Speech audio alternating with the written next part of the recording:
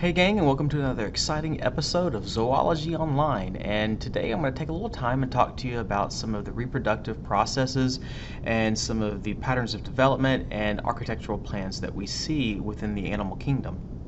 So to get us started, we'll talk about the reproductive process. So generally speaking, we know that there's basically two different ways that most things reproduce. They either do this sexually or they do this asexually. Of course, sexually meaning that you have two partners that are swapping genetic information and mixing that together to create a new offspring, where you have asexual, where you have one individual that clones itself and just simply makes a copy of itself to make the next generation. We know that bacteria is a great example of things that reproduce asexually.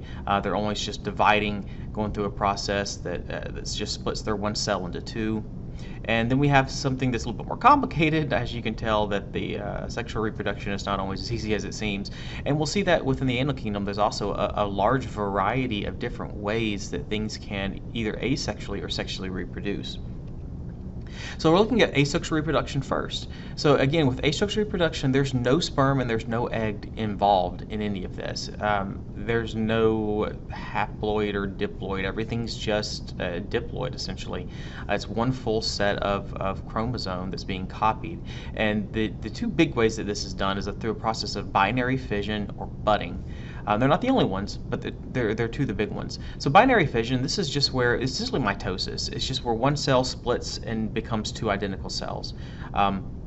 This is what bacteria use to go through and produce offspring, their next generation. There's a variation of that called multiple fission, which is where one cell becomes multiple identical daughter cells, not just from 1 to 2, but from like 1 to any number, 1, 2, 3, 4, however many cells. So that's just a variation of binary fission. But again, binary fission is just like bacteria reproducing. One cell simply splits into two that are identical to the original. With budding, you have something a little bit different. This is not a single-celled organism that's splitting into two.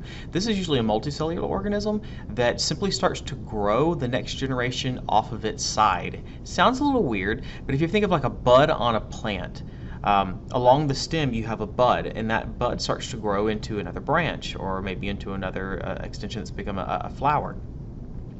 But essentially this is the same thing. We see this in example in hydras, which is a type of cnidarian. This may look like one organism, and this is the body with a hand over here, but no, this is actually the adult or the first generation, and this is the offspring. It's simply an extension or a growth that's going to grow off. It will eventually detach from the parent and float over, land it someplace else, and become the next generation. In both of these examples, there's no sperm or egg being exchanged. This is just cloning, but it's different ways to go about cloning. So other two ways that you can go through asexual reproduction is gemulation and fragmentation.